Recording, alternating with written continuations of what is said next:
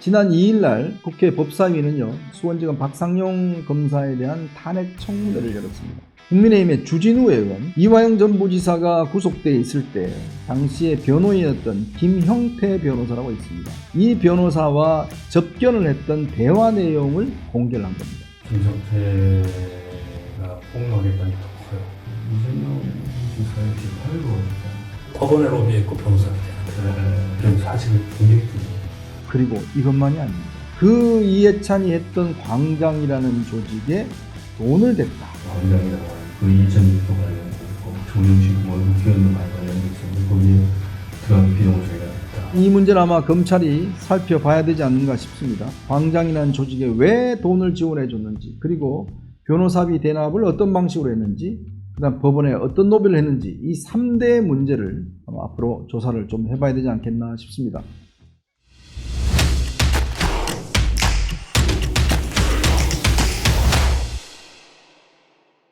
네, 오늘은요, 정청래 법사위원장이 뭔가 혹을 떼려고 하다가 혹을 붙인 이야기를 좀 해볼까 합니다. 지난 2일날 국회 법사위는요, 수원지검 박상용 검사에 대한 탄핵 청문회를 열었습니다. 애초부터 이게 탄핵이 잘 성립되지 않는다는 지적이 많았죠.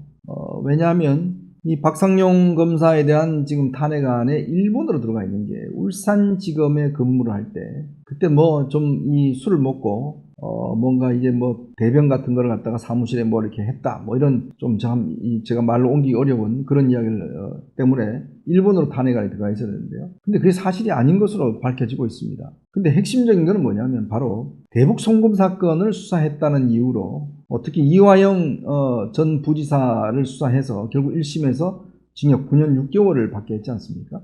그리고 지금 현재 이재명 대표 이 사건 관련 기소가 되어 있습니다. 재판이 곧 본격화될 것 같습니다. 그러니까 이 부분에 대한 보복적인 성격이 강합니다. 자, 그래서 아마 이제 지금 현재 영국 유학 중인 박 검사는 지금 이날 청문회에 참석하지 않고 반면에 이화영 전 부지사가 지금 교도소에 있다가 이제 여기로 와서 이 청문회에 참가를 합니다. 그래서 이제 야당 의원들은 지난번 이제 이화영 전 부지사가 제시했던 연어도 먹고 뭐 술도 먹고 또 회유도 당하고 뭐 이런 이야기를 많이 했지 않습니까?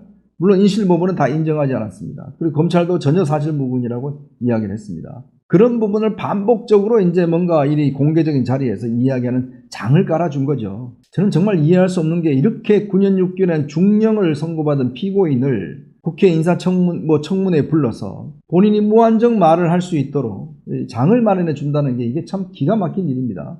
우리나라는 그런 걸 법원에서 따지게 되어 있는데 법원 위에 국회가 또 따로 있는 건지 참 그런 의심이 들 정도입니다. 어쨌건 지난 2일날 청문회 때는 보면 참 이 이화영 전 부지사가 무한정 이야기할 수 있도록 직접 정청래 위원장이 질문도 하고 질문 쭉 끊으니까 계속하세요 말고 하기도 하고 했습니다. 그런데 바로 중요한 반전이 일어나고 말았습니다. 청문회가 끝나갈 오후 저녁쯤에 국민의힘의 주진우 의원은 이제 검사 출신이죠. 주진우 의원이 녹취록 하나를 입수해서 이거를 공개를 했습니다. 이 녹취록은 뭐냐 하면 이화영 전 부지사가 구속되어 있을 때 당시에 변호인이었던 김형태 변호사라고 있습니다. 이 변호사와 접견을 했던 대화 내용을 공개를 한 겁니다.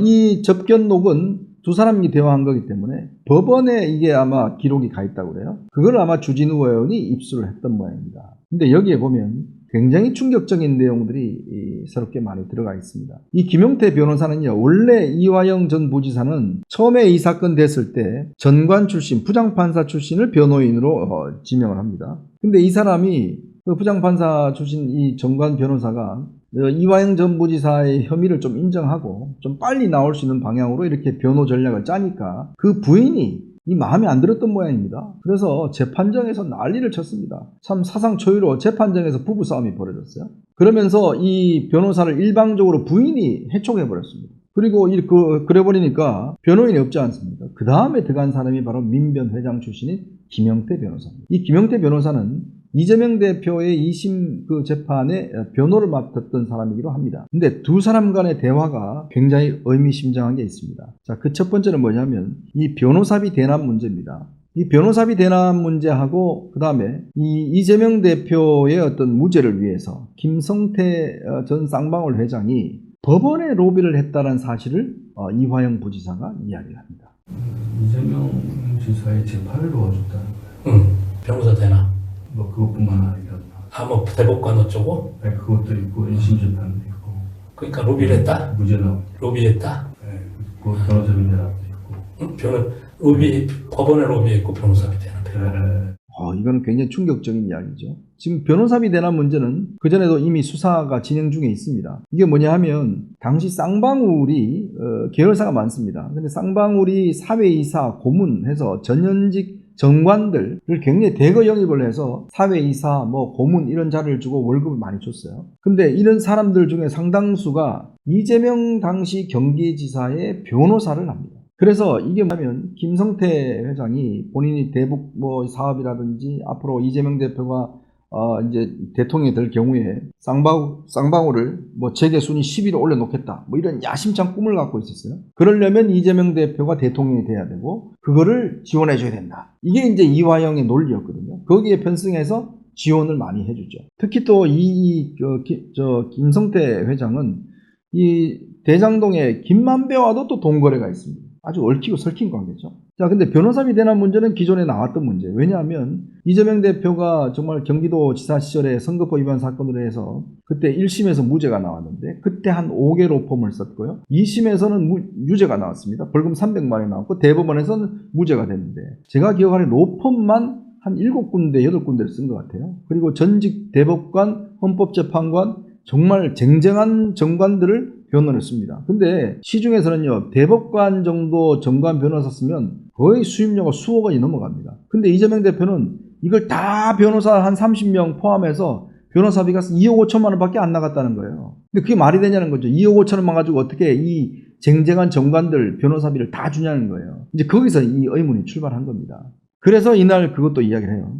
그래서 바로 이제 이 변호사비 대납 문제를 이야기를 하니까, 즉 당시에 이제 권순일 대법관이 이 사건의 2심에서 이제 벌금 300만 원 오니까 대법관들에게 소극적인 거짓말은 이 적극적인 거짓말로 볼 수 없다라고는 논리로 가지고 이재명 대표의 거짓말에 대해서 무죄 취지로 파기환송을 해야 된다는 주장을 많이 했어요. 그래서 5대7로 결국 파기환송이 됐습니다. 이재명 대표가 정말 이것 때문에 살았죠. 만약 여기서 유죄가 됐으면 지금 이재명 대표는 없습니다. 선거법 위반으로 경기도지사도 그만둬버려야 됐죠. 근데 거기에서 무죄를 받음으로 인해서 경기도지사도 했죠. 대권 후보도 했죠. 그 다음에 국회의원도 됐죠. 다 한 거 아니겠습니까? 그렇다면 거기에 결국 법원에 뭔가 로비를 했다라는 정황들을 지금 이화영이 이야기를 하고 이 변호사님이 알고 있는 것보다 훨씬 좀 중대하다 이런 이야기를 합니다.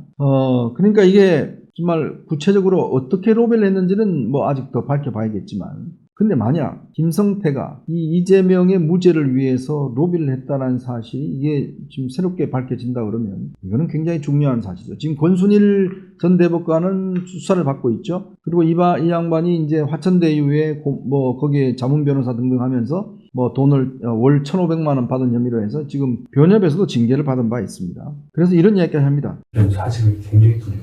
그게 이제 그럼 최악으로 내가 가져갈 것이다. 어떤 팩트가 있었을까? 이제 변호사비를 대납해줬어. 그럼 변호사비 대납하면 뭔 죄가? 아니 그거 말고 또 법원 로비.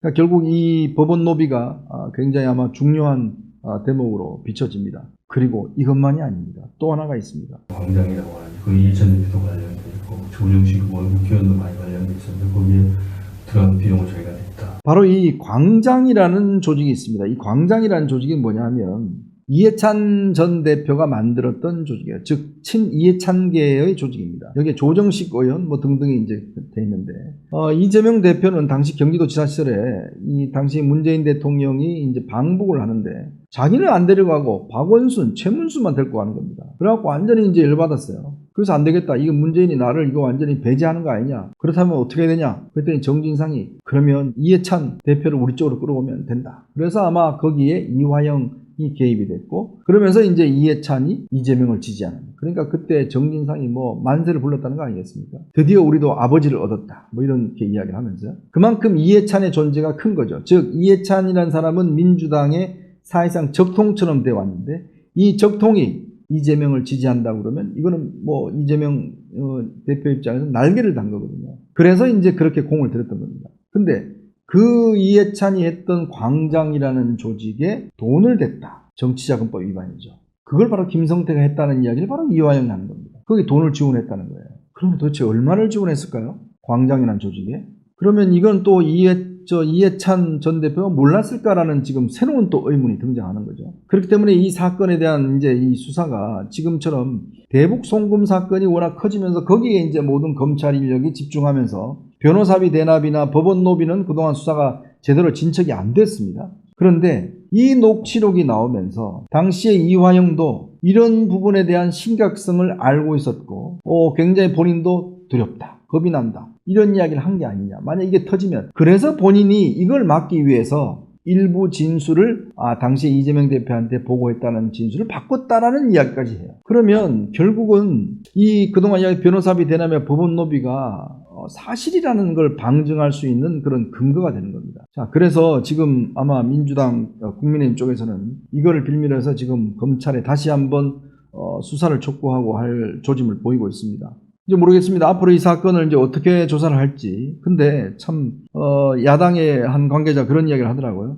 그렇게 이 청문회 좀 하지 말라고 그랬는데 이 정청래 법사위원장이 최근에 이제 김민석 최고위원이 잘 나가니까 본인도 뭔가 한 건 해야 되겠다. 왜냐, 두 사람은요 지금 차기 서울시장을 두고 지금 경쟁 중입니다. 그러다 보니까 뭔가 한 건은 해야 되겠고, 그래서 이걸 마련했는데 이게 자칫 오히려 더 이 국민의힘의 지금 이 주진우 의원한테 폭로의 장이 되어버렸다는 거예요. 그래서 이런 이야기까지 합니다. 예전에 아마 여러분 기억나실 거예요. 드루킹 사건이 처음에 어떻게 됐습니까? 처음에 당시에 추미애 대표가 이 네이버 댓글 조작한다. 그거 막 세게 이야기하면서 경찰에 수사를 요청을 했어요. 근데 수사를 해보니 이게 의외로 김경수 지사한테 불똥이 뛰어버립니다. 드루킹이 김경수 지사와 함께 뭔가 짜고 이 댓글 조작을 했다는 사실로 이어져 가버립니다. 그러면서 완전 역공을 받은 거거든요. 그거와 마찬가지로 이번에 이 청문회도 괜히 주진우 의원한테 녹취록을 이걸 그 면책특권을 가진 이 청문회에서 이걸 공개함으로 인해서 되치기 당했다는 지금